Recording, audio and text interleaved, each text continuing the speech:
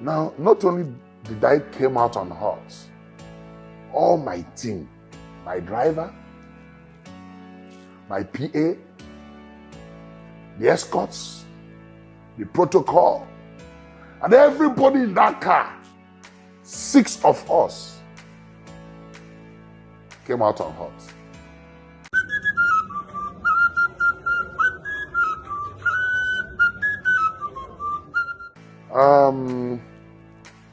The accident that happened on Monday is still a mystery to me, because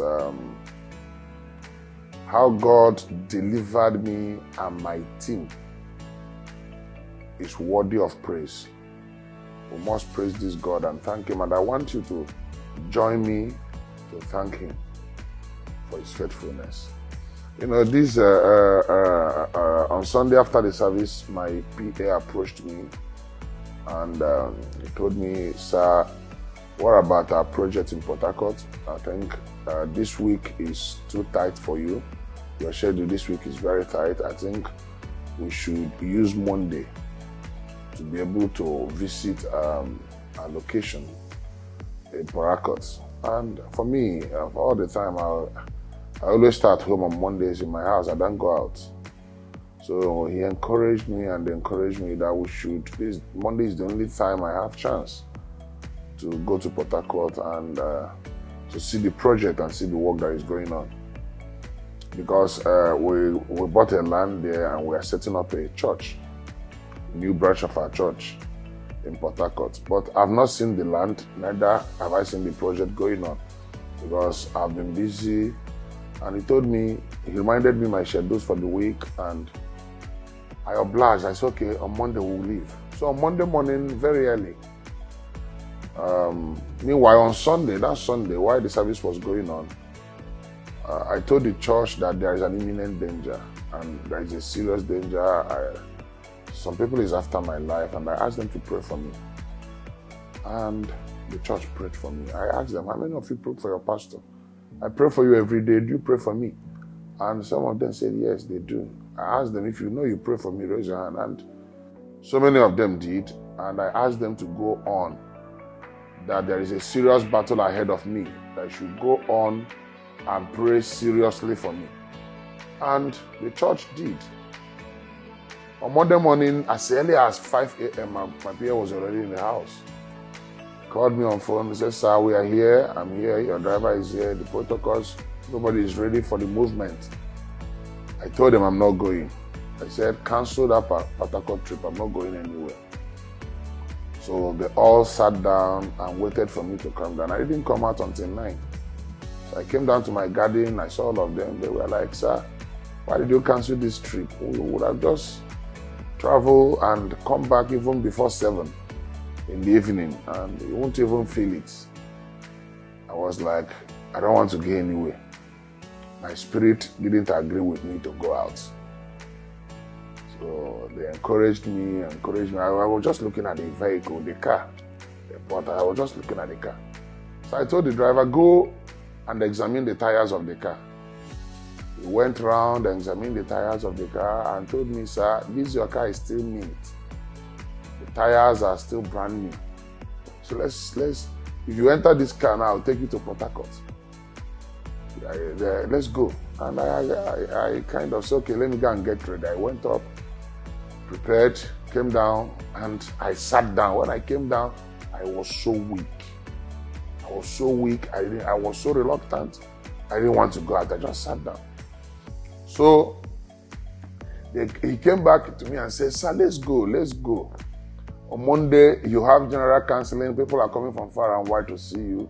On Wednesday is your Wednesday prophetic service. Thursday is your deliverance service. Friday, you are traveling. So you don't have time all this. And next week, you are traveling out of the country." And when he said these things, I agreed. I said, "Yes, you are saying the truth." That morning, I got a call as early as 5:30 to 6. I got a call from my brother. He said, "Prophet Ejike, thank God that I didn't travel to Lafia. We warned you. We told you not to go. We told you that there was danger, that you should not go. You see, Thank God you did not go. And I said, what happened? He said, I just had a news of what happened along that road. Exactly the time supposed to be on the road. I just listened to Channels TV of what happened along the Abuja, Kefi, Lafia road. You know, just listen to Channels News. I'm happy you didn't travel. And he said, we've been seeing this danger on your head for the past 2 weeks now. There is a heavy danger. Be careful. We want you to be careful. Be careful. We are praying for you, but you must be careful. When he dropped the call, that's my brother from Lagos, Ibudu. When he dropped the call, the one in Abuja called me immediately and said, Prophet Ejike, what I'm saying about you, you need to be careful. Stop every unnecessary movement for now and be prayerful, though we are praying for you. So all these calls weakened my spirit. And when I came down, I told my boys, I'm not going anywhere. I'm not going.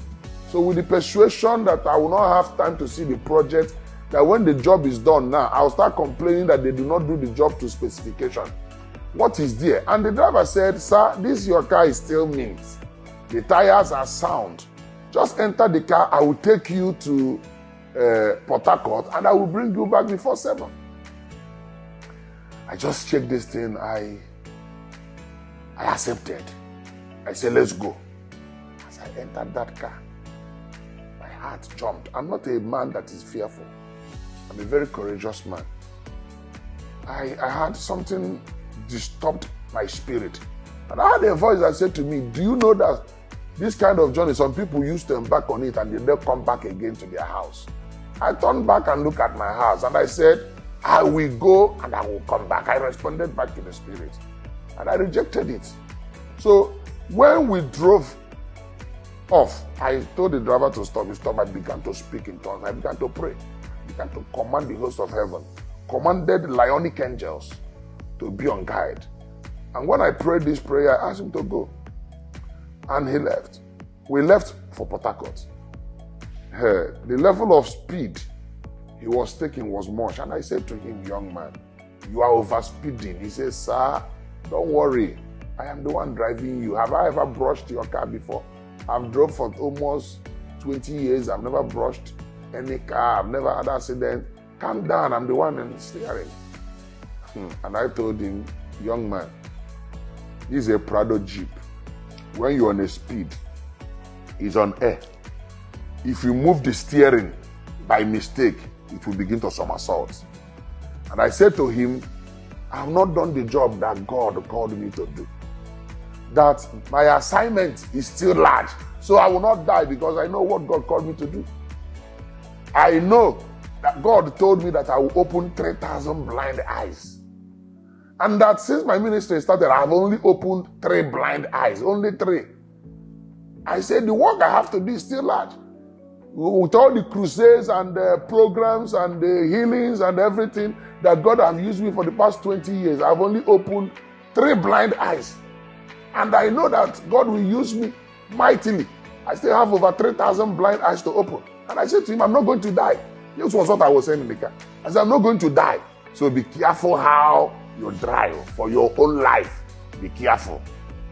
While saying this thing, I draw my seatbelt. I draw my seatbelt and I locked up my seatbelt. I don't used to sit on seatbelt before because it used to disturb my stomach. My stomach is big. But while he was talking, I draw my seatbelt. While I was talking, I draw my seatbelt. And I put on my seatbelt. Under 1 minute, not up to even 40 seconds, that I put on my seatbelt. I finished putting on the seatbelt and raised my face. Wow, this is overtaking going on. He was already doing overtaking. And raising my face, this is a trailer before us. And he didn't even see the trailer. The trailer parked at the center of the express at Northia. This accident happened along Oka, Enugu Onitsha Express Road, in between Oka, Northia to Enugu Agede. Northia to Enugu Agede along the express. It was at that place, one long trailer parked at the center of that road. And my driver put overtake. The one he was trying to overtake. there was no space for him again. This is a trailer that was standing at the center of the road. For you to pass that trailer, you must slow very well because it was a very tiny track road between the drainage and the main road. And the other side, it was a very tiny road between the demarcation at the express and the trailer. So he must slow. There is no way, in fact, you can't dodge it. So the next thing he did was to march brake. On a high speed though, he marched brake. That was the only thing we could notice.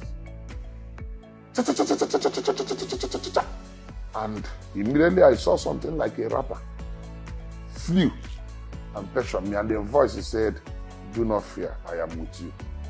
The vehicle flew up and began to somersault, and it started somersaulting from my own side.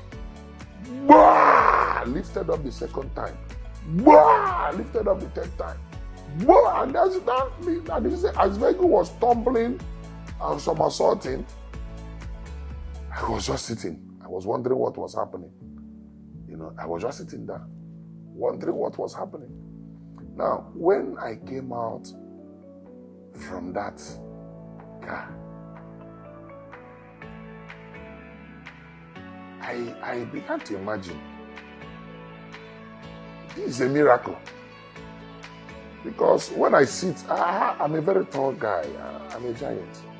When I'm sitting in that car, my head is almost touching the roof.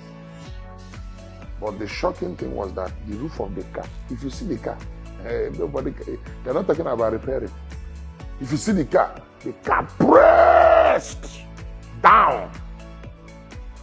The pillar that was even holding the seatbelt I was using to sit, also pressed. The pillar that was holding the windscreen of the bike also pressed. And the pan, the bonnet, the doors, the back of the car, everything was in shambles and in pieces. This God is mighty. I saw the mercy of God like never before. I saw the hand of God like never before. I've never seen anything like this. If you see the vehicle, you can't believe that 6 persons in that vehicle came out alive. Not just that we came out alive, we came out unhurt. And the shocking thing was that the door was in pieces. But as we landed in the drainage, the car was now like this. I am to come out. No way to come out. So I just opened my door. Shockingly, the door opened. A door that was squeezed opened. And I was using the other left hand to hold it, and I pulled out myself, standing on the vehicle now. And I pulled out myself, and I was standing on it. I jumped out. When I came out, I saw how the car pressed down. I was wondering, where was I sitting? Because on a normal, sitting in the vehicle, my head is touching the roof. And now the roof pressed down to my seat. The only place that was so pressed was the particular spot where I was sitting. That particular seat was pressed down to the chair, down to the seat of that car. But do you know, it did not touch my head. That didn't touch my hand. That didn't touch anywhere in my body. I can't understand what God did. I saw it. See, this God, serve Him with every faithfulness of heart. Serve Him with all your heart. Serve Him with genuineness of heart. He does not disappoint. He never fails. When His hand is upon you, you can't be wasted. He's a respecter of covenants. The only thing I understood in this whole thing is that God honored my covenant with Him. And I have dedicated myself more to Him to do His work more faithfully, with all my heart, with every fiber of my being. I've always told Him that everything I have belongs to Him. That was how God delivered me. Now, when I came out from that car, I noticed that something hit my eyes, very close to my eyeball. Something seriously hit my eyes. And I thought there was kind of a splash of blood. So by the time, because I went to the hospital and I asked them to examine me in case there is internal bleeding or whatever, they use wool to clean that splash of blood. When they finished doing the x-ray, the scanning and everything, and they said nothing, I looked at the mirror to see the injury I sustained, where the blood came out from. Shockingly, I can't see any wound on my face. This is my face. I asked them, I said, nurse, where did you clean that blood? He was now looking. I thought it's here. I thought it's here. I thought it's here. I thought it's here. And I was asking, but then you cleaned blood? He said, yes, I cleaned. Then where is the wound? She was just looking at me. He said, turn. They started searching. The doctor, the female doctor there said, maybe shake the head. Maybe there was a cut inside the head. They now opened my hairs and searched everywhere. There was no cut. I combed my head. I touched my body. No pain. I even till now, I woke up this morning, I was touching my eyes to know if I can feel pain. Maybe blood came out from the eyes. I was afraid. I was touching my eyes deeply and shockingly, there was no pain. I touched everywhere. I've examined. I don't know the mystery that God did. In fact, God is beyond what we imagine or think of Him. I will show mercy to whom I will show mercy. I will have compassion to whom I will have compassion. Indeed, He showed me mercy.